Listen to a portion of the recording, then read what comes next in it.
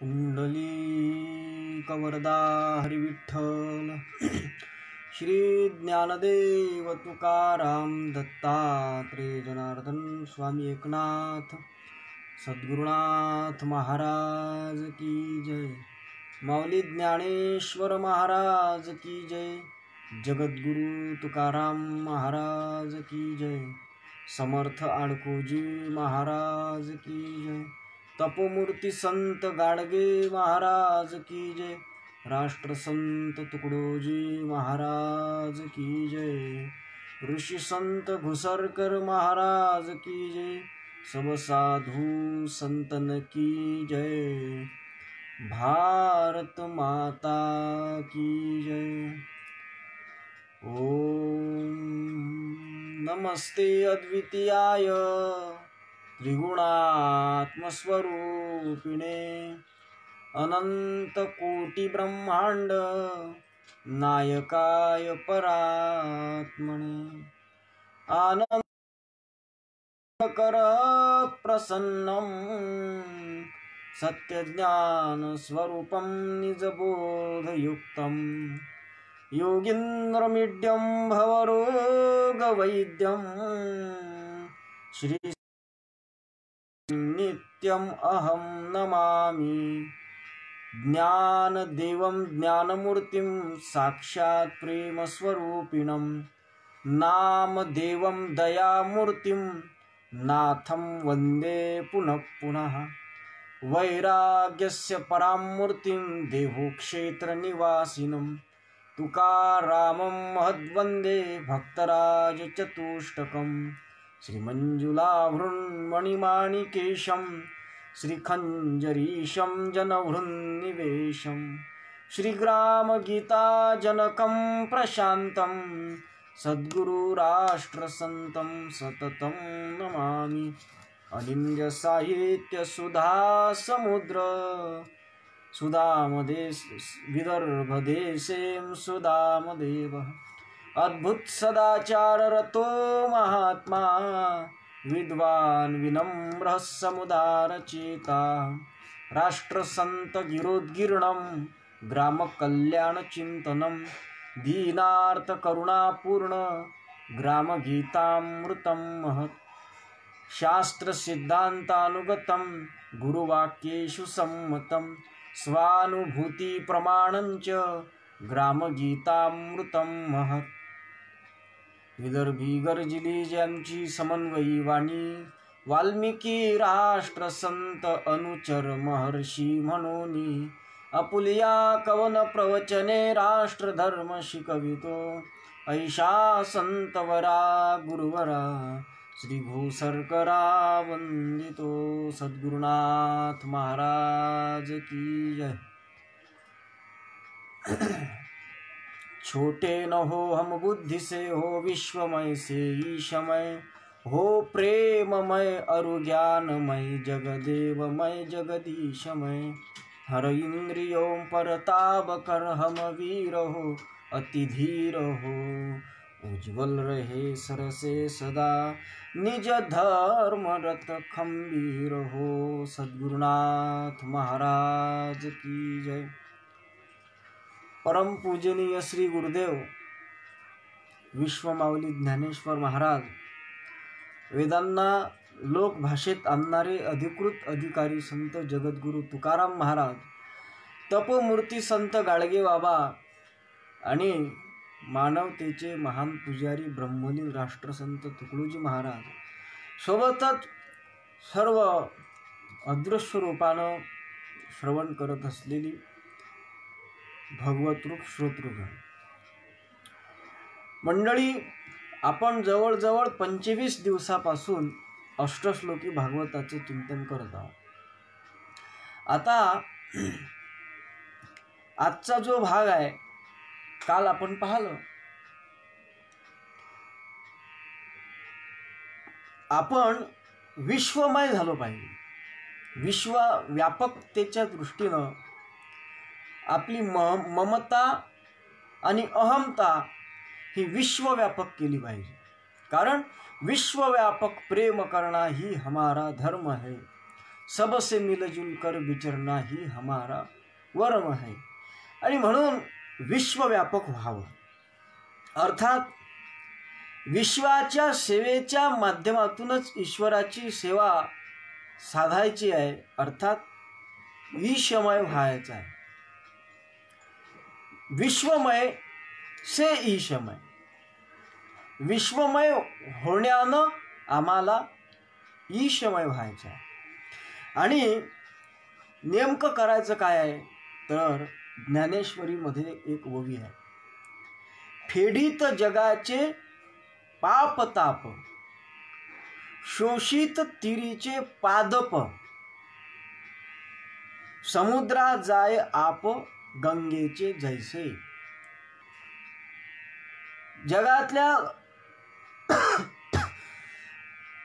लोकांचे पाप ताप धुता धुता राम तेरी गंगा मैली होत होत, आणि शोषित तिरीचे पादप, पादप म्हणजे वृक्ष झाड, त्याला पादप म्हणतात संस्कृतात, कारण त्यांच्या मुळापासून, मुळात पाणी घातलं की ते शेवटपर्यंत प्रफुल्लित होतात फळाफुलांनी, म्हणून त्याला पादप असं म्हणतात. तर ते शोषित तिरीचे पादप, तीरावरचे काही झाडं असतील ते झाडाचे करत, हे सगळ्या गोष्टी करत, समुद्रा मिळे आप गंगेचे जैसे, हे समुद्राला नदीचं पाणी जाऊन मिळते. ग्रामगीतेतही म्हटलं आहे की भेदभाव कष्ट बळे, तिचे कार्याची होते सगळे मिळण्यासाठी सागरी.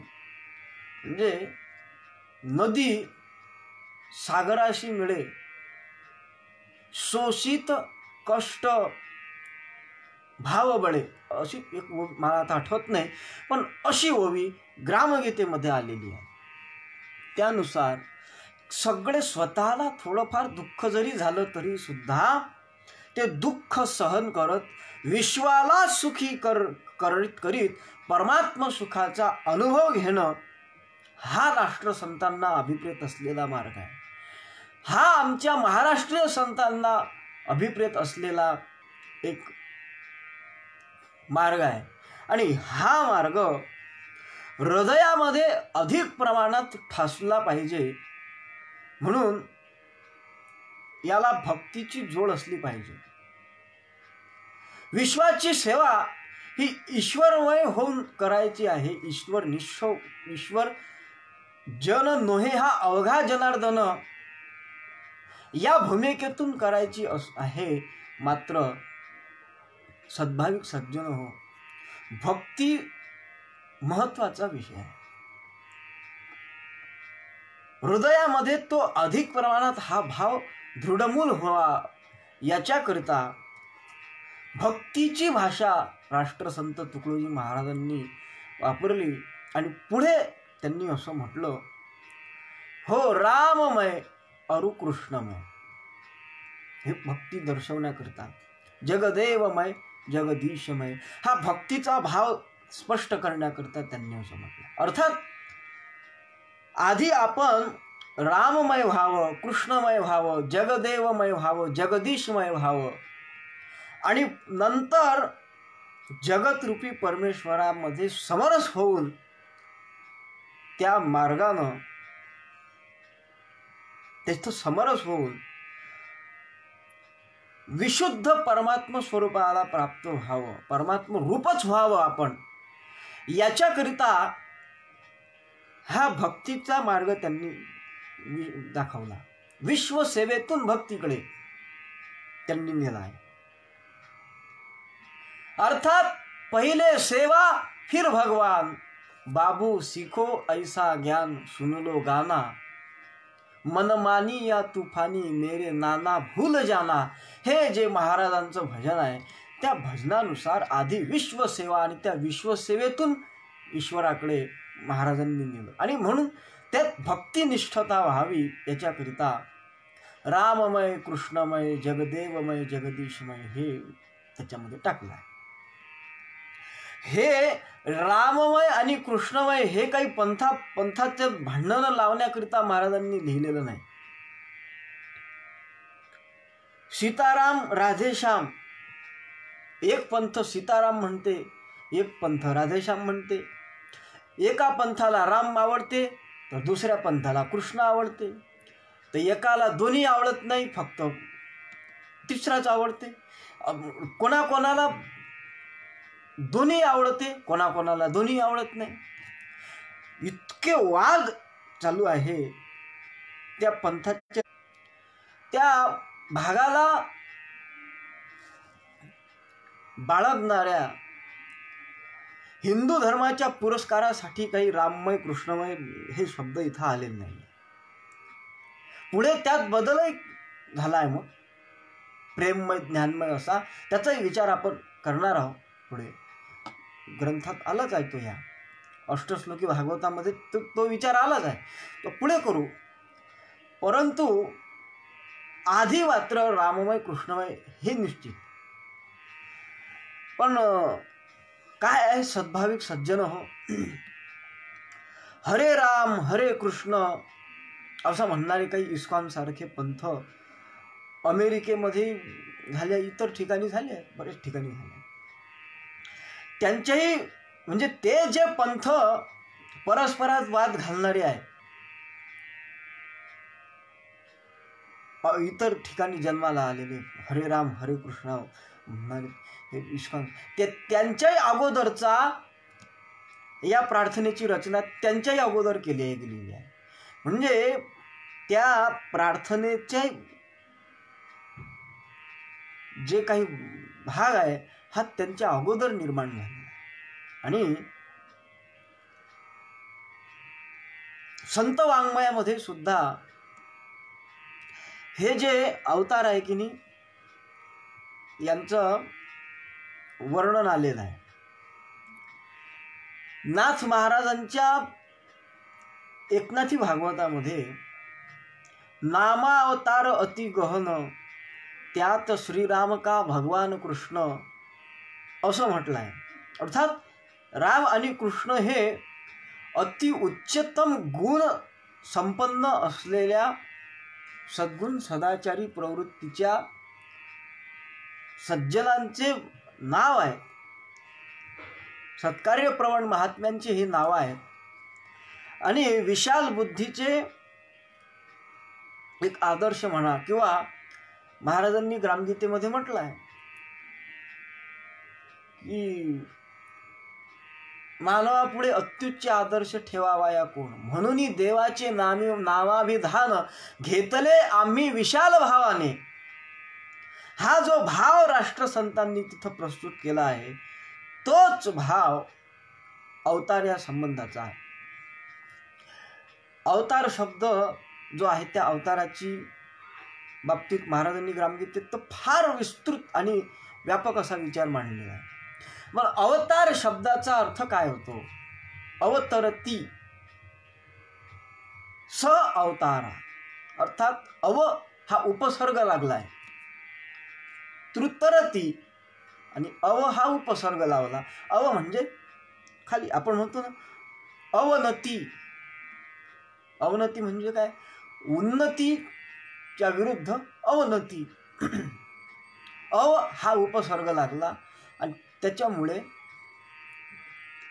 अर्थात त्याचा अर्थ हा होतो, अव हा उपसर्ग लागून तरती अवतार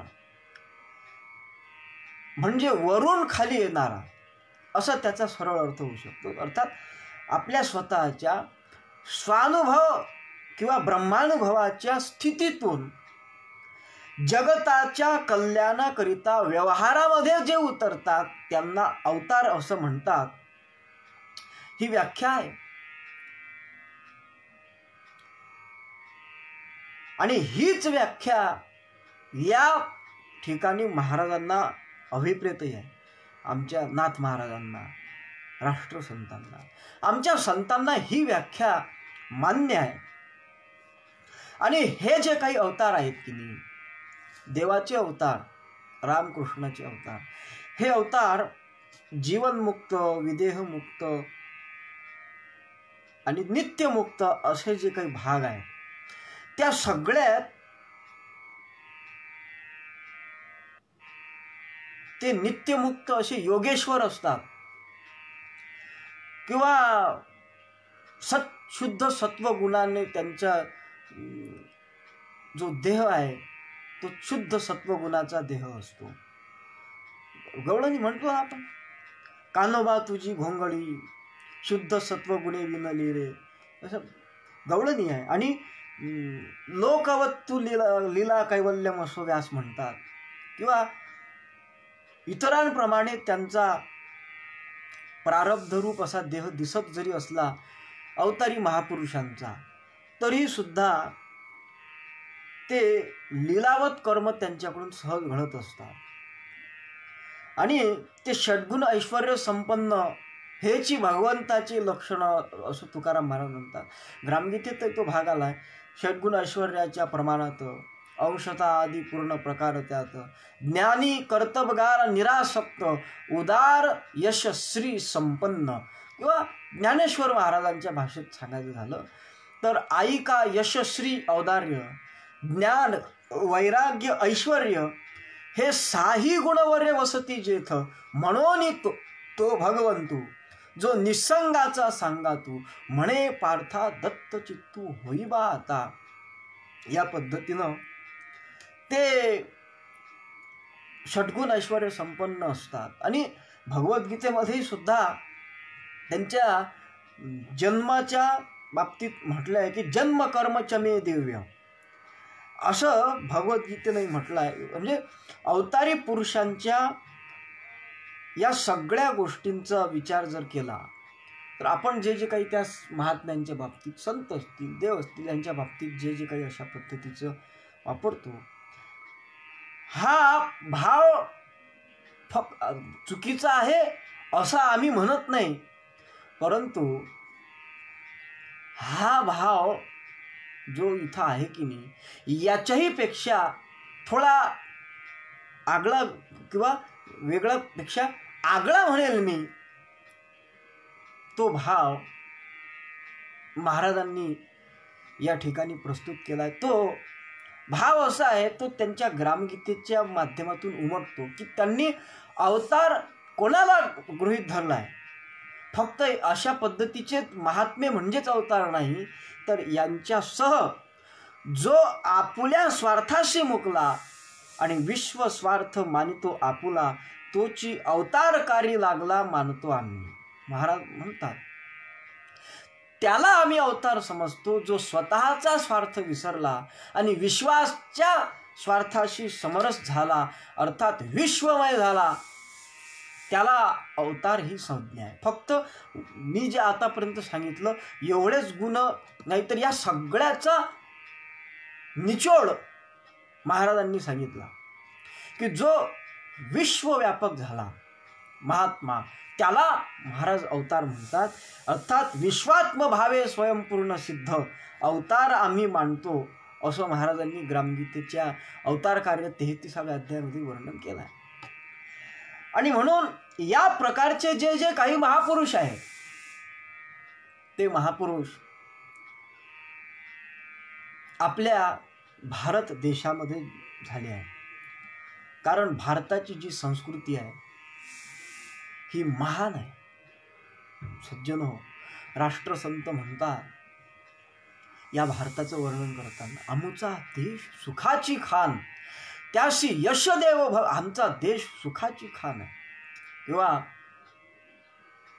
महाराजांनी काय राष्ट्रीय भजनावलीमधले भजन वाचाव महाराजांची, ओ धूर कनकाचा निघे या भारती मृत्तिकेतुनी, काय वर्णन केलंय या भारत मातेचं. आणि म्हणून या भारतीय संस्कृतीमध्ये मात्र असे महापुरुष भयंकर जन्माला आले. इतर ठिकाणी त्यांचा इतका नाही, पण भारतामध्ये भयंकर प्रमाणामध्ये भारत देशामध्ये. आणि म्हणून आमचे संत एकनाथ महाराज म्हणतात की भरतखंडे नरदेह प्राप्ती ही तो परम भाग्याची संपत्ती. कारण त्याचं कारणही तसंच आहे सज्जनो.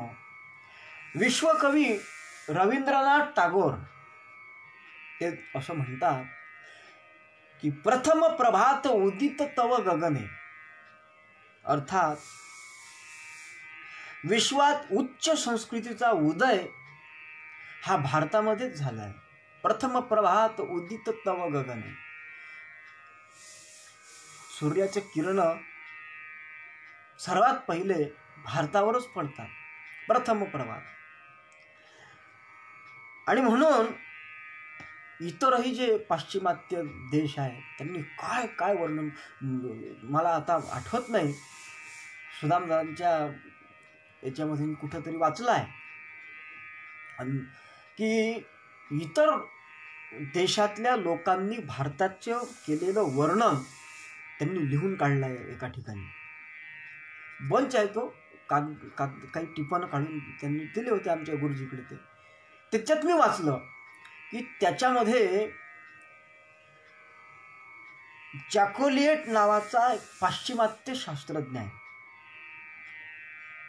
त्याचं म्हणणं असं आहे, त्या जॅकोलिएटचं, पाश्चिमात्य आहे तो, तर त्याचं म्हणणं असं आहे की ज्या वेळेस इतर देशातले लोक रानटी जीवन जगत होते त्यावेळेस भारत हा सुसंस्कृत जीवन जगत असणारा आणि नीतिमत्तेला धरून जीवन जगत असलेला एक देश होता. आणि म्हणून त्या देशाचं श्रेष्ठत्व हे सगळ्यापेक्षा श्रेष्ठ आहे. भरपूर त्यांनी त्याच्यामध्ये लिहिलेलं आहे. त्या बंचमध्ये मी वाचलं होतं. भरपूर पाश्चिमात्य शास्त्रज्ञांनी हे सगळ्या गोष्टी मान्य केलेल्या आहे. आणि मेरुतंत्र नावाचा जो ग्रंथ आहे त्या ग्रंथामध्ये भारताचं वर्णन करत असताना असं म्हटलं आहे की हिनंच दुषयतेव हिंदुरित्युश्च प्रिये, अर्थात हीनता दूर करणारा जो देश आहे त्याला हिंदुस्थान अशा पद्धतीचं म्हटलं आहे. वाईट गोष्टींचा विरोध करणारा जो देश आहे तो म्हणजे भारत आहे, हिंदुस्थान आहे अशा पद्धतीचं म्हटलेलं आहे. आणि म्हणून त्याच्यासोबतच भा ब्रह्मविद्या तस्यामेव रमत इति भारत, अर्थात भा म्हणजे ब्रह्मविद्या आणि त्या ब्रह्मविद्येमध्ये जो निपुण आहे वा जो रममाण होणारा देश आहे त्याचं नाव भारत आहे. असा हा जो देश आहे, या देशाला जगाला उच्च बनवावं हा वेदांचा आदेश घेऊन जगात संस्कृतीचा प्रचार करणारा जो देश आहे सज्जनो, तो देश म्हणजे भारत आहे. म्हणून तुकडोजी महाराजांनी या भारताच्या विषयी काय वर्णन करून ठेवलं आहे, या भारतामध्ये काय काय होतं. राष्ट्रसंत तुकडोजी महाराजांनी फार सुंदर वर्णन केले. मुझे प्यारा भारत मेरा, गंगा समजहा पावन नदिया, जिनका क्षेत्र किनारा, मुझे प्यारा भारत मेरा. उपजत जहा श्री राम कृष्ण सम, रण कर्कश अति थोरा, मुझे प्यारा भारत मेरा. भीष्म पितामह सम हटवादी, रण कर्कश अति थोरा, मुझे प्यारा भारत मेरा. वीर हनुमान प्यारा, मुझे प्यारा भारत मेरा. काय वर्णन केलं अहो, इतकं वर्णन केलं आणि शेवटी सांगितलं की इतक्या सगळ्या गोष्टी या भारत देशामध्ये आहेत. म्हणून राष्ट्रसंत म्हणतात की तुकड्या दास कहे ना छोडू, जब तक जिये में जिये रा, मुझे प्यारा भारत मेरा. जब तक जिये में जिया रा, मुझे प्यारा भारत मेरा. काय वर्णन केलं आहे महाराजांनी, काय वर्णन केलं आहे. आणि म्हणून हा संस्कृतीचा प्रचार करणारा हा महान देश भारत देश आहे. सारे जहां से अच्छा हिंदुस्तान हमारा, कवी इक्बालनं ज्याचं वर्णन केलेलं आहे असा हा आपला भारत देश. आणि या भारत देशामध्ये रामतीर्थ स्वामी सोप्या भाषेमध्ये ज्यांनी वेदांत सांगितला आहे आणि फार सुंदर त्यांचं ग्रंथ आहे. आपण कदाचित जर भेटलं तर स्वामी रामतीर्थ समग्र दर्शन नावाचा ग्रंथ अवश्य वाचून काढा. जबरदस्त सोप्या भाषेमध्ये वेदांत त्यांनी त्या ग्रंथाच्या माध्यमातून शिकवलेला आहे. सुंदर ग्रंथ आहे. त्याचे जे लेखक आहेत किंवा तो विचार मांडणारे जे स्वामी रामतीर्थ आहेत, त्या स्वामी रामतीर्थांनी असं म्हटलं आहे की युयान मिसर रुमा इंग्लंड गाल जर्मन शागिर्द इक जमाने में था जहां हमारा. अर्थात भारताची उज्ज्वल परंपरा व्यापक स्वरूपाची आहे की या सगळ्यामध्ये सुद्धा आज जे नावाजलेले देश आहेत ना, यांच्यापेक्षा भयंकर प्रमाणामध्ये नावाजलेला आमचा भारत देश होता असं रामतीर्थ स्वामी म्हणतात. आणि म्हणून या सगळ्या गोष्टीची आठवण घेऊनच, या उज्ज्वल परंपरेची आठवण घेऊनच महर्षी मनूंनी सुद्धा अशा पद्धतीचं म्हटलं की एतद् देशे प्रसूतस्य सकाशादग्र जन्मना स्वम स्वम चरित्रे शिक्षेरम पृथिव्याम सर्व मानव. अर्थात भारतात जन्मलेल्या प्रत्येक महापुरुषाच्या जीवनावरून पृथ्वीवरील सर्व मनुष्य मात्रांनी चारित्र्याचे धडे घ्यावेत असा आमचा भारत देश आहे, असं वर्णन या भारत देशाचं मनुस्मृतीनं केलेलं आहे. काही लोक मनुस्मृतीचं विरोध करत असतील, परंतु त्यातल्या काही गोष्टी जर तुम्ही सोडल्या तर काही गोष्टी तर घेण्यासारख्या असतील. मी एक उदाहरण सांगत असतो. घरी जर 10 किलो वांगे आणले पंक्तीच्या संबंधानं, त्या 10 किलो वांग्यामध्ये जर 2-4 वांगे काही सडलेले असतील तर ते 2-4 सडलेले वांगे फेकून देता की पूर्ण 10 किलो वांगे फेकून देता त्यात 2-4 वांगे सडले म्हणून? नाही फेकत तुम्ही. मग त्याच प्रकारे जसं आपण वांगे पूर्ण फेकत नाही, त्यानुसार मनुस्मृतीमध्ये तुम्हाला काही भाग पटत नसतील तर ते सोडून द्या, परंतु त्याच्यामध्ये ज्या गोष्टी आपल्या हिताच्या असतील त्या स्वीकारायला काय हरकत आहे. अर्थात आपण मनुस्मृती न वाचताही सुद्धा त्याच्यावर दूषण लावणारे काही लोक आहेत किंवा इतरही काही ग्रंथ, दासबोधासारखे, रामचरित मानसासारखे, रामायण भागवतासारखे, महाभारतासारखे ग्रंथ पूर्ण न वाचता त्याच्यावर दूषण लावतात. समर्थ रामदास स्वामी म्हणतात की ग्रंथ पूर्ण वाचल्या विन जो उगीच लावी दूषण तो एक मूर्ख जाण. मूर्खाच्या लक्षणामध्ये त्यांनी ते मोडलेलं आहे. असो, माझा तो विषय नाही, परंतु असं वर्णन केलेलं आहे आमच्या संतांनी. आणि म्हणून हीच गोष्ट महाराजांनी लक्षात घेतली की या भारत देशामध्ये जन्माला आलेले जे भगवान राम आहेत, भगवान योगेश्वर भगवान कृष्ण आहेत, मर्यादा पुरुषोत्तम भगवान राम आहेत, या महापुरुषांच्या दृष्टीनंच या देशातले हे महापुरुष आहेत. हे कोण्या विशिष्ट धर्माचे आहेत म्हणून नाही, विशिष्ट कोण्या पंथाचे संप्रदायाचे आहेत म्हणून नाही, तर या देशाचे हे महापुरुष आहेत.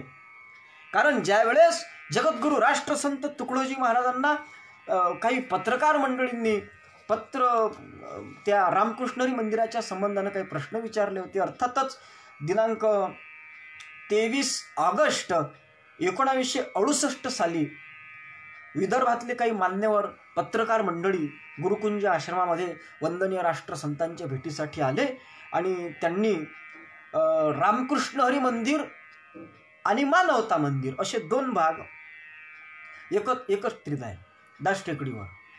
त्या रामकृष्ण हरी मंदिर आणि मानवता मंदिर या उभय मंदिराच्या संबंधानं काही शंका विचारल्या होत्या. त्यांचा पहिला प्रश्न हा होता कि महाराज जी, गुरुकुंज नजदीक दास टेकड़ी पर रामकृष्ण हरि मंदिर निर्माण के बारे में हमने सुना है, उसमें आपकी क्या कल्पना है? त्यावेळेस राष्ट्रसंत तुकडोजी महाराजांनी दिलेलं उत्तर महत्त्वाचं आहे. महाराजांनी असं उत्तर दिलं होतं, राम कृष्ण और हरि इन तीनों मूर्तियों को इस मंदिर में स्थापित किया जाएगा. त्याचं कारण महाराजांनी सांगितलं, राम और कृष्ण भारत के महान आदर्श दैवी पुरुष थे और हरि यानी विठल समन्वय का प्रतीक है। भारत के सैकड़ों संप्रदायों में इनकी अलग अलग उपासनाएं चलती है, लेकिन सभी दिव्य पुरुषों की उपासना एकात्मता की दृष्टि से की जाए, यही सुझाने का इरादा इसमें है। और प्रार्थना मंदिर में सभी पंथों को, सभी संतों के फोटो लगाए हुए हैं, तो उसके उपासकों को गौरव दिया जाता है। इस मंदिर में समाज में आध्यात्मिक शक्ति का स्रोत बहाया जाए, यही मैं चाहता हूँ। ही महाराजांची संकल्पना होती। अर्थात महाराजांनी जे म्हटलं आहे की राम और कृष्ण भारत के महान आदर्श दैवी पुरुष थे, हे जे महाराजांनी त्या ठिकाणी त्या पत्रकार बंधूंना दिलेलं उत्तर आहे, त्या न्यायानं या ठिकाणी महाराजांनी राम आणि कृष्ण हे शब्द योजले होते। आणि महाराजांची ही दृष्टीच आहे। महाराजांनी स्पष्ट म्हटलेलं आहे की इंसान ही है देवता जो सत्य पथ पर चल गया, इंसान ही साधु बने जब संयमी मन को किया, इंसान ही वह वीर है जो खोजता सदुपाय को, और इंसान ही इंसान है जो खोजता सदुपाय को। अर्थात इंसान वह ही वीर है, इंसान ही इंसान है जो खोजता सदुपाय को। असा काही माझ्या वरखेचा अभ्यास थोडा कमी असल्यामुळे काही श्लोक मध्ये कमी जास्त होऊ शकते, परंतु या पद्धतीचा महाराजांचा श्लोक आहे, त्यातून सुद्धा महाराजांना हेच दर्शवायचं आहे की परम पवित्र अशा पद्धतीचं जीवन जगणारे जे महापुरुष आमच्या देशामध्ये होऊन गेलेले आहे, त्या महापुरुषांचा अत्युच्च आदर्श म्हणून, त्यांच्यामधले श्रेष्ठ महापुरुष म्हणून रामकृष्ण राष्ट्रसंत तुकडोजी महाराजांनी समाजापुढे ठेवण्याच्या दृष्टीनं राममय कृष्णमय हा शब्द प्रयोग केला होता। कारण गुरु गोविंद सिंहांनी असं म्हटलंय, राम परम पवित्र है, रघुवंश के अवतार, दुष्ट दैत्यन के संहारक, संत प्राण उधार, संत प्राण आधार। त्यांच्या गुरु ग्रंथ साहेब मध्ये हा दोहा गुरु गोविंद सिंहांनी म्हटला आहे। आणि हे जे महापुरुष होऊन गेलेले आहेत किंवा जे काही आमचे ईश्वर आहे, मान देव ज्याला आम्ही म्हणतो, त्याची व्याख्या आहे। विष्णू म्हणजे काय? विष्णुर्वै व्यापकः, अर्थात जे व्यापक तत्व आहे त्याला विष्णू म्हणतात। शिव आहे। शिव कशाला म्हणतात? शेते विश्वम यस्मिन इति शिवः। ही शिवाची व्याख्या आहे। हरी कशाला म्हणतात? हरिर्हरहति पापानि, जो पापाचं हरण करतो त्याचं नाव हरी आहे। तसं राम कशाला म्हणतात? राम त्याला म्हणतात रमयति इति रामः, अर्थात रमण करणारी जी सत्ता आहे तिला राम असं म्हणतात। रममान करणारी जी सत्ता आहे तिला राम अशी संज्ञा आहे। कृष्ण कशाला म्हणतात? कर्षति इति कृष्णः, अर्थात जो आकर्षित करतो, कर्षण करतो त्याला कृष्ण म्हणतात। अशा काही व्याख्या केल्या आहेत, पण एक उच्च कोटीची रामाची व्याख्या ग्रंथांमध्ये आढळते। ती अशी आहे, रामो विग्रहवान धर्मः, अर्थात धर्माचा विग्रह म्हणजे राम आहे। विग्रह म्हणजे संस्कृतामध्ये विग्रह हे देहाला म्हणतात, शरीराला। मूर्ती अर्थात मूर्ती म्हणजे पुतळा, शरीर। धर्माचा मूर्तिमंत पुतळा म्हणजे राम आहे असं ग्रंथामध्ये लिहिलेलं आहे। आणि कृष्णाच्या संबंधात वसुदेव सुतं देवं कंसचाणूरमर्दनं देवकी परमानंदं कृष्णं वंदे जगद्गुरुं असं वर्णन आलं। अर्थात हे जे काही रामकृष्णाचं मी तुमच्या समोर वर्णन केलं आहे, याच्यामध्ये सगळं काही सामावलेलं आहे सज्जन हो। याच्याही पुढं संत एकनाथ महाराजांनी वर्णन केलं आहे रामकृष्ण हरीचं. एकनाथ महाराज असं म्हणतात की सत्पद तो राम, चितपद तो कृष्ण. सच्चित आनंद असं वर्णन करताना सत म्हणजे राम, चित म्हणजे कृष्ण आणि आनंदपदी जया म्हणती हरी, आणि आनंदाचं स्वरूप हरी आहे असं त्यांनी वर्णन केलेलं आहे. आता हा भाग जो आहे तर याच्यामध्ये हे जे काही देव महापुरुष झाले आहेत, या महापुरुषांचे, या रामकृष्णाधिकांचे दिव्य गुण जे आहेत किंवा व्यापक तत्व जे आहेत ते आमच्या अंगामध्ये भरले गेले पाहिजे. महाराजांचा अनुभव सागर भजनावली आहे, भाग 1 भाग 2 असे. त्याच्यामध्ये एक भजन होतं, म्हणता राम राम मन होई ध्येय होत रामाचे, धैर्य जीवाये रावण वधन्या मार्ग असे सगुणाचे. अर्थात तुकाराम महाराज म्हणतात की राम म्हणता रामची होई जे, अर्थात रामाची होई जे म्हणजे रामाचे सद्गुण सदाचार तुमच्यामध्ये संचरल्या वाचून राहत नाही, म्हणून त्यांचं नामस्मरण केलं पाहिजे. मग हे जे त्यांचे अवतार आहे हे व्यापक बुद्धीनं जर आपल्या अंतःकरणामध्ये भिनले तर आपण त्या देवांचे भक्त ठरू, अन्यथा आपण त्यांचे भक्त ठरू शकत नाही. कारण आता जी भक्ती चालू आहे ही भक्ती कशी चालू आहे ते प्रश्न निर्माण होते. ही का भक्ती खरी? कारण राम असो कृष्ण असो ह्यांचा ईश्वर कसा आहे, तू व्यापक सर्वांतरात्मा, तू सर्वांत व्यापक आहे आणि तैसेची होणे हृदय आम्हा तरीच होय तुझी भक्ती. रामगीतेमध्ये तरीच भक्ती होते कधी, जर आम्ही व्यापक झालो तर. आम्ही व्यापक आहो का? आम्ही त्या रामकृष्णांचे तत्व जोपासत आहो का? हा मोठा चिंतनाचा प्रश्न आहे. कारण आम्ही जी भक्ती करतो आहोत ती भक्ती अशी आहे की पदसेवन अर्चन वंदन याचा बहिरंग अर्थ घेऊन भक्ती करीती सोंगायशी. आमचं सोंग चालू आहे. आम्ही देवाच्या समोर नैवेद्य ठेवून पाणी फिरवतो पण समर्पणाचा भाव आमच्या अंतःकरणात नाही. त्या पाणी फिरवलेला अर्थ नाही. कारण त्या जे क्रिया केली आहे ती क्रिया अंतःकरणापासून प्रेमयुक्त भावयुक्त अंतःकरणाने केली पाहिजे. कारण देव प्रेमाचा भुकेला न पाही जात पात अथवा कला. हे निमित्त आहे.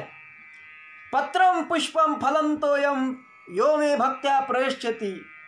या भगवद्गीतेचं सांगणं हेच आहे की निस्सीम भाव उल्लासे मज अर्पावयाचे निमिसे एक फळही हो कायसे. अर्थात एखादं फळ फूल पान हे देणं जे आहे त्याच्या महत्त्वाची गोष्ट ही की मज निस्सीम भाव उल्लासे, निस्सीम भावयुक्त अंतःकरणानं आणि प्रसन्न अंतःकरणानं निस्सीम भाव प्रगट करून ते अर्पण करणं हे महत्त्वाचं आहे. अन्यथा तो देव तुमच्यावर प्रसन्न होत नाही. म्हणून हा बहिरंग अर्थ घेऊन जे आपण करतो हे चूक आहे. त्यांची खरी भक्ती कशी? हनुमंताचा भक्त तो ठरू शकतो जो रोज दंड बैठका मारतो, व्यायाम करतो, जो ब्रह्मचर्याचं पालन करतो आणि हनुमंताची भक्ती करतो. तो तुकड्या म्हणे हनुमंत ब्रह्मचर्याचे दैवत. अर्थात मला असं वाटते महाराजांनी ब्रह्मचर्याचे दैवत असं म्हणून इतर लोकांना हनुमंताच्या भक्तीचा पुरेपूर अधिकार नाही असं सूचित केलं आहे.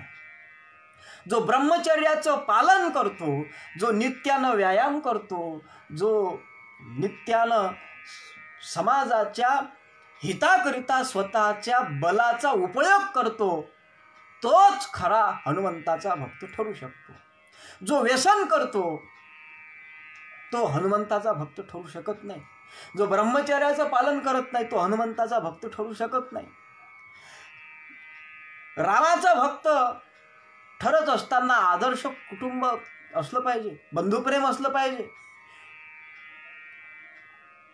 आई वडिलांच्या आज्ञेचं पालन करणे असलं पाहिजे, तेव्हा तो रामाचा भक्त ठरतो. त्याच्याशिवाय तो रामाचा भक्त ठरू शकत नाही.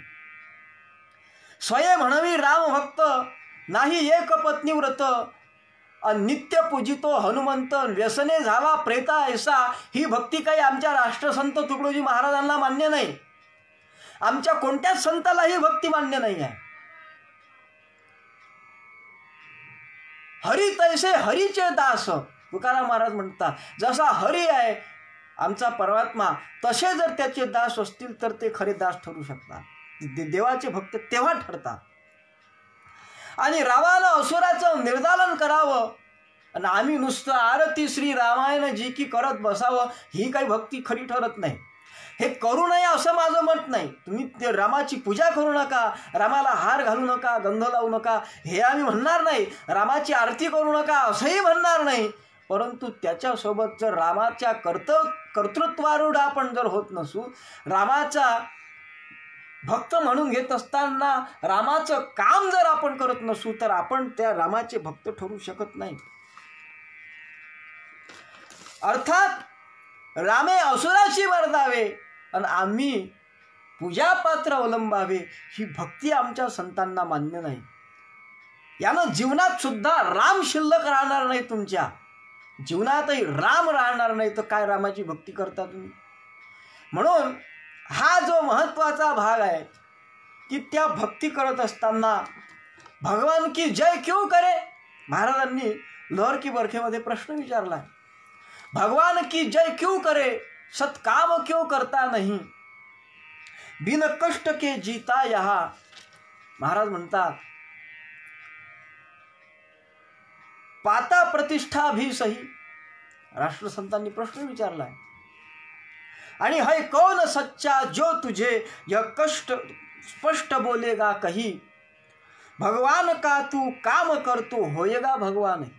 महाराज लहर की बरखेमध्ये म्हणतात, भगवान की जय क्यों करे, सत्काम क्यों करता नाही. कारण देवा आपण एखाद्या मालकाकडे नोकर म्हणून काम करायला आहे आणि त्या मालकाचं आपण काम काही केलं नाही आणि नुसतं त्या मालकाचं काय मालक तुम्ही, तुमचा काय स्वभाव आहे, तुमच्यासारखा तर सज्जन माणूस पंचक्रोशीत काय, अहो आपल्या या पूर्ण जिल्ह्यामध्ये नाही, काय तुमचा स्वभाव आहे, काय तुमचे मुलं बाळं, काय तुमचा संसार, काय तुमचं घर आहे, काय तुमचं गाडी आहे, असं वर्णन करत राहिल्यानं तो पगार देणार आहे काय? नाही. तर तुम्ही ज्यावेळेस त्याचं काम कराल त्यावेळेस तुमचा मालक तुम्हाला पगार देईल. तसा हा जगाचा मालक असलेला परमात्मा, तुम्ही जर त्याचं काम केलं तरच तो तुम्हाला फळ देईल. ही त्याची खरी भक्ती ठरते. आणि ही भक्ती आम्हाला करता आली पाहिजे.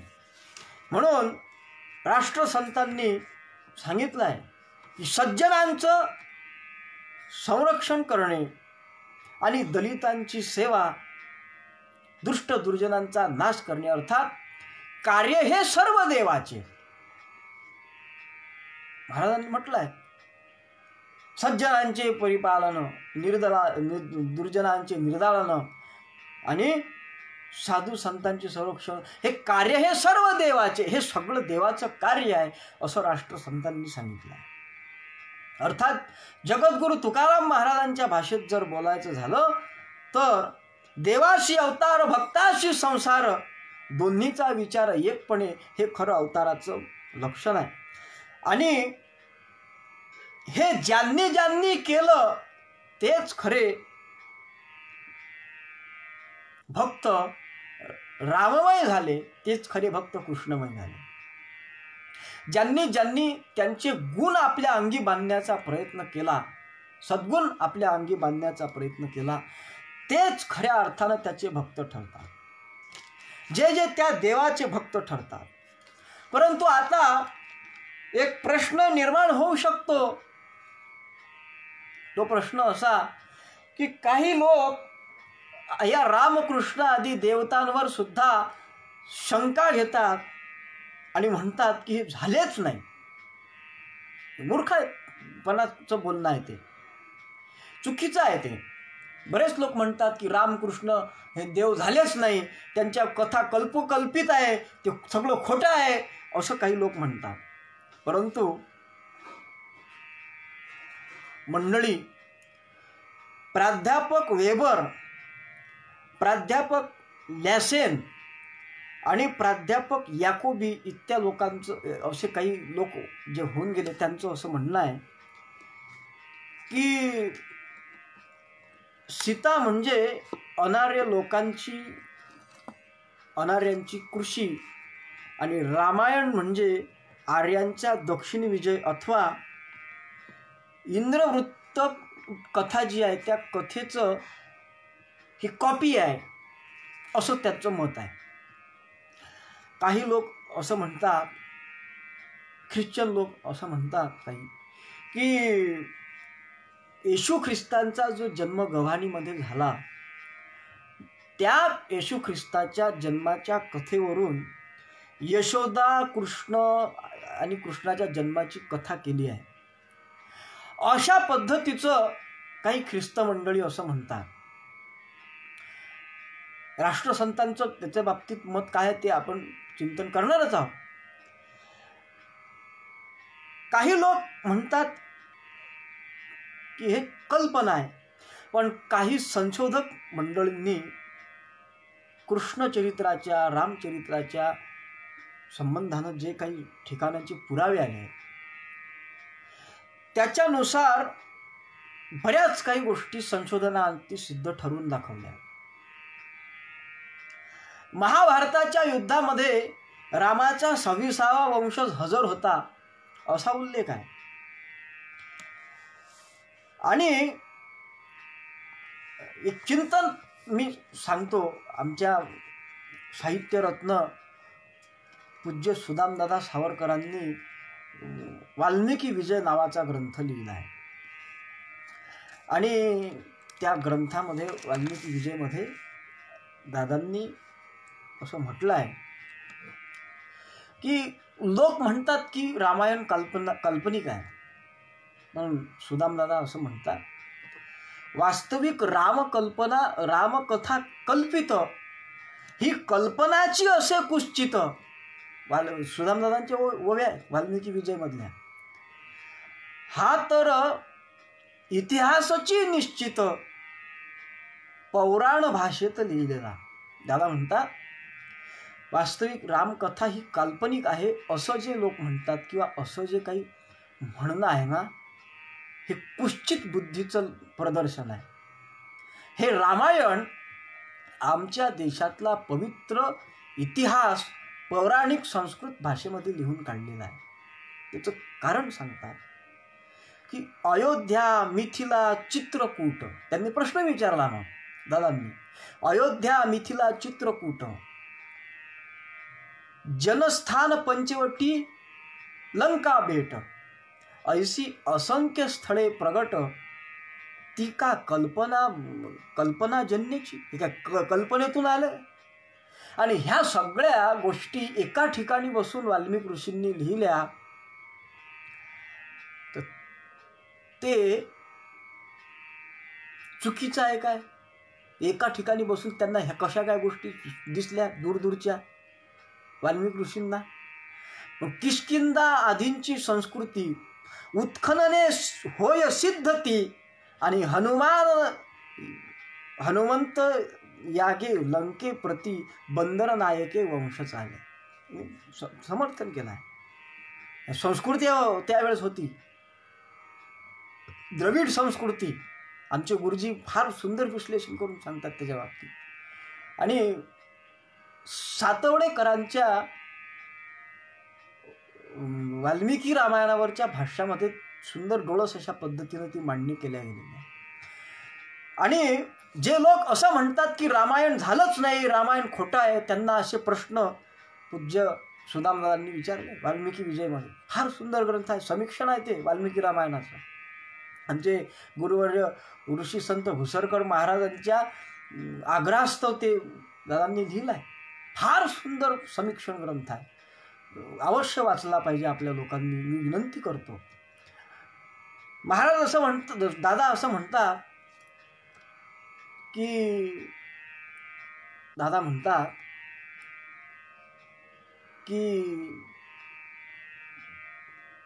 पांडवांच्या भारतीय युद्धात श्रीरामाचा वंशज सत्य 26वा होता ऐशी मात महाभारत सिद्ध करी. महाभारत सांगते की 26वा वंशज त्या रामाचा महाभारत युद्धामध्ये होता. आणि म्हणून हे कल्पित नव्हे. सुदामदादांनी सिद्धांत ठामपणे सांगितला आहे की म्हणून हे कल्पित नव्हे, ऐतिहासिक सत्य आघावे, योग्य ते आचरणी आणावे, यास्तव केले रामायण. पूज्य सुदामदादा म्हणतात की हे जे रामायण आहे ना, हे कल्पित नाही आहे, हा सत्य असा इतिहास आहे. हे ठामपणे साहित्यरत्न सुदामदादांनी मांडलं. तेव्हा गुरुदेव सेवा मंडळातले काही अर्धवट अभ्यासू लोक, ज्यांनी पूर्ण साहित्य अभ्यासलं नाही आहे, चिंतन केलं नाही आहे, असे लोक काही रामकृष्णावर, रामायण सारख्या पवित्र संस्कृतीच्या ऐतिहासिक ग्रंथावर आक्षेप घेतात.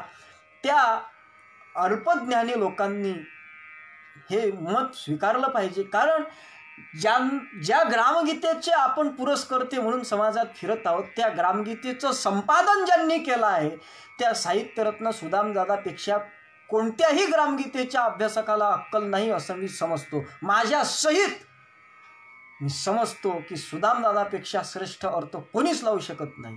आणि ज्या संपादकानं ग्रामगीतेचं संपादन केलं आहे, त्याच महात्म्यानं हे वर्णन केलं आहे.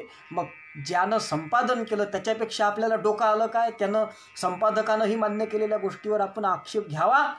आणि म्हणून दुसरी गोष्ट, ग्रामगीतेमध्ये महाराज म्हणतात की रामराज्य हेची ग्रामराज्य, ऐसे बोलिले महात्मा विश्वपूज्य. अर्थात राष्ट्रसंतांचं ग्रामराज्य हे रामराज्याच्या संकल्पनेतून आलेलं आहे.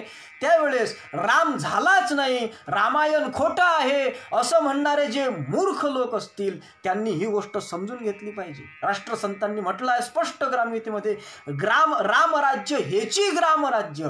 मग रामराज्य जर झालं नसतं तर तुकडोजी महाराजांनी त्याचा पुरावा ग्रामगीतेत दिला असता काय? का तेच आमचं ग्रामराज्य आहे म्हणून? ही गोष्ट महत्त्वाची आहे.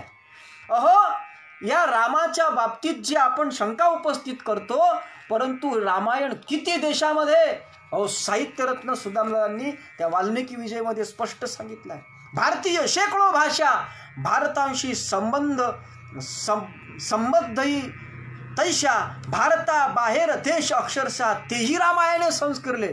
भारताबाहेर किती देशामध्ये सुद्धा रामायणाचा भाग अंश प्रकारानं स्वीकारला जातो.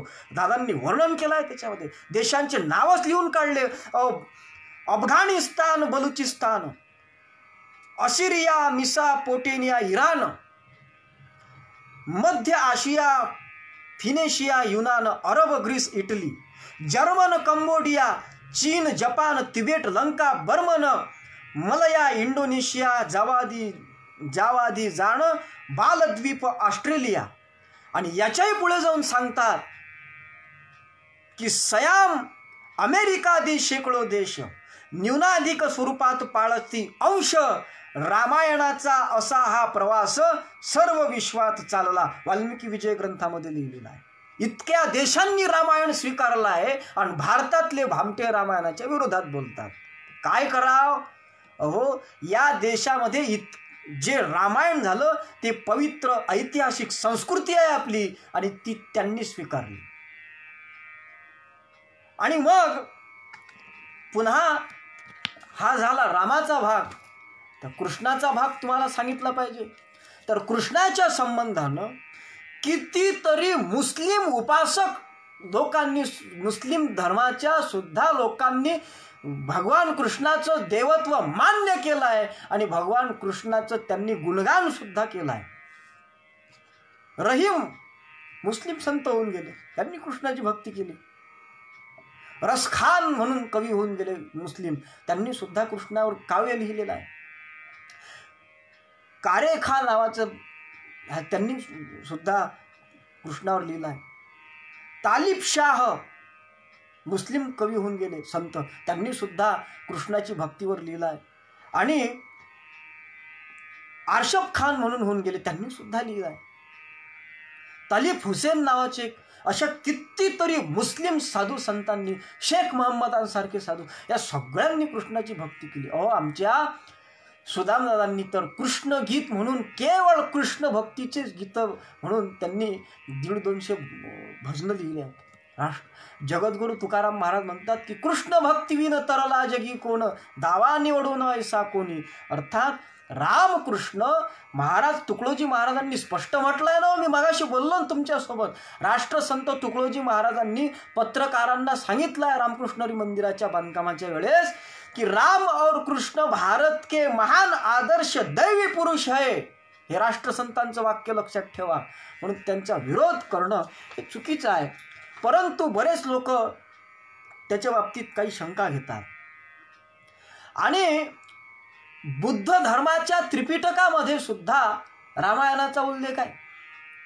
बुद्ध धर्माचं जे जैन धर्माच्या ग्रंथामध्ये सुद्धा प्रभू रामचंद्राच्या कथा चांगल्या विस्ताराने आलेल्या आहे. वाल्मिकी विजय ग्रंथ बोलते, बौद्ध धर्माचे त्रिपिटक रामकथेचा करी उल्लेख, जैन धर्मी ही कथा अनेक, श्रीरामाच्या फुल्लारल्या. असं हे राम आणि कृष्ण आमच्या भारतीय संस्कृतीचे पवित्र दैवत आहे. आणि म्हणून रामकृष्ण हे जे काही काल्पनिक आहे किंवा त्यांचे रामायण महाभारत हे कल्पनेतून निर्माण झाले असं म्हणणारे जे काही लोक आहेत, किंवा कल्पना ज्यांनी केली आहे की ही चूक आहे, हे रामायण खोटं आहे, हे झालंच नाही, त्या लोकांनी जरा इकडे लक्ष जर दिलं तर कल्पनेचा त्यांचा जो आरोप आहे काल्पनिक असल्याचा तो खोटा ठरतो. कारण मी मगाशीच बोलून गेलो की ज्या ग्रंथाचा विरोध करायचा आहे, तुम्हाला रामायण खोटं आहे ठरवायचं आहे ना, मग तुम्ही पूर्ण रामायण वाचलं का? नाही. मग तुम्हाला कोण्या मूर्खानं अधिकार दिला रामायण चुकीचं आहे म्हणण्याचा? तुम्ही महाभारत वाचलं काय? नाही. मग तुम्हाला कोण्या मूर्खानं अधिकार दिला महाभारत खोटा आहे म्हणण्याचा? तुम्ही ग्रामगीता वाचली का? मग तुम्हाला कोण्या महामूर्खानं अधिकार दिला ग्रामगीता चुकीची आहे असं म्हणण्याचा, ग्रामगीता संडास साफ करणारी गीता आहे असं म्हणण्याचा? नाही आहे तुम्हाला अधिकार.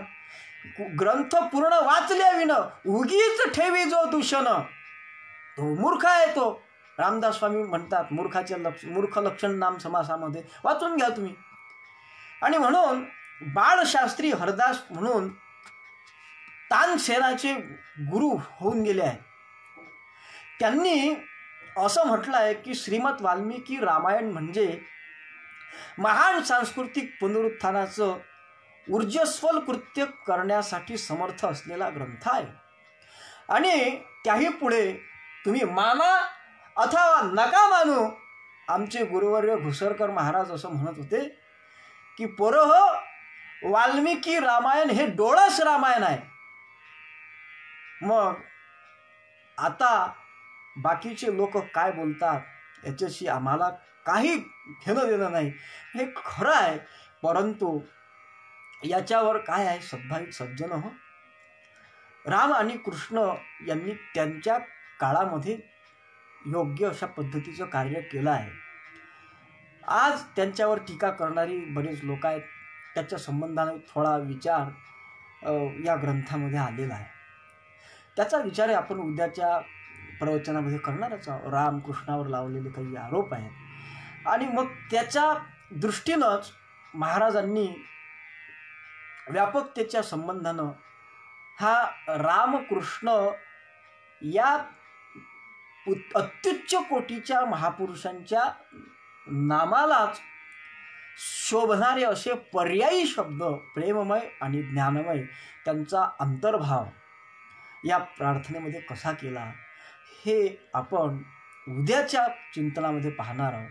तुर्तास या ठिकाणी माझा वेळ संपला आणि 5 मिनिट उशिरानं चालू झालं तर 5 मिनिट उशिरानं आपण थांबणार आहोत. आजची सूचना प्रवचन संपताना अशी आहे की काल जे 8 ते 9चं प्रवचन होतं, आमच्या दिनेश महाराज पवार सातेगावचे सुंदर प्रवचन करतात. सुखकर हरिगुण गाई हा त्यांचा काल एकादशीच्या निमित्ताने विषय होता. परंतु काही नैसर्गिक आपत्तीमुळे आणि तांत्रिक अडचणीमुळे काल ते प्रवचन होऊ शकलं नाही.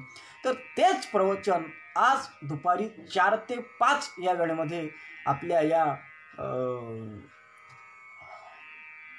सकल संत विचार या फेसबुक पेजवर होणार आहे.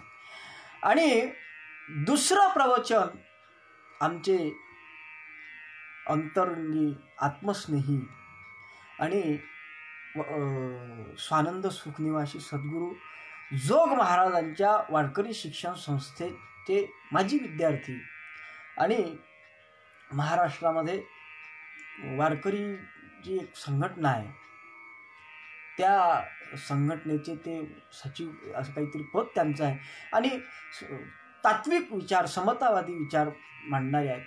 श्री संत विदर्भरत्न वारकरी कीर्तिभूषण वासुदेवजी महाराज अळगावकर त्यांचे ते शिष्य आहेत आणि त्यांची अशी या अष्टश्लोकी भागवताच्या संबंधानं फार त्यांनी शुभेच्छाही दिल्या.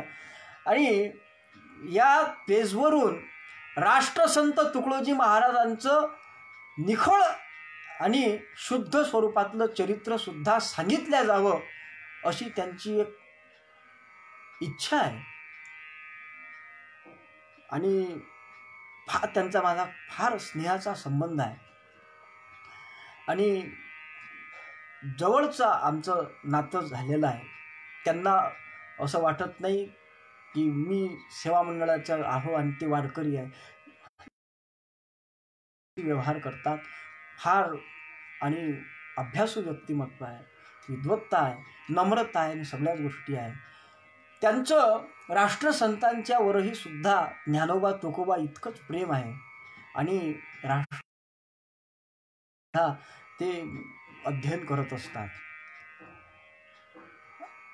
त्यांचा गीताचार्य तुकाराम दादावरती, आचार्य वेरुळकर गुरुजीवरती, घुसरकर ऋषीवरती त्यांची श्रद्धाही आहे. आणि असे आमचे ते शरद महाराज खंडारे यांचं पंढरीचे वारकरी ते अधिकारी मोक्षाचे या विषयावरती सुंदर प्रवचन रात्री 8 ते 9 या वेळेमध्ये या फेसबुक पेजवर आपल्या होणार आहे. त्याचाही आपल्या सद्भाविक सज्जनांनी लाभ घ्यावा आणि या पद्धतीचं हे प्रवचन या सूचनेसह शांतीपाठाच्या माध्यमातून चिंतन प्रगट करून आपण या प्रवचनाला शांतीपाठाच्या माध्यमातून पूर्णता देऊया. सर्वेत्र सुखिनः सन्तु सर्वे सन्तु निरामया सर्वे भद्राणि पश्यन्तु मा कश्चित् दुःखमाप्नुयात्. ओम शांति शांति शांति. सद्गुरुनाथ महाराज की जय. कुंडलीक वरदा हरि विठ्ठल श्री ज्ञानदेव तुकाराम दत्तात्रेय जनार्दन श्री एकनाथ सद्गुरुनाथ महाराज की जय. माऊली ज्ञानेश्वर महाराज की जय. जगद्गुरु तुकाराम महाराज की जय. समर्थ अडकोजी महाराज की जय. गुरुकुंज बिहारी राष्ट्रसंत तुकडोजी महाराज की जय. गुरुवर्य ऋषि संत भुसरकर महाराज की जय. सब साधु संतन की जय. भारत माता की जय. जय गुरु.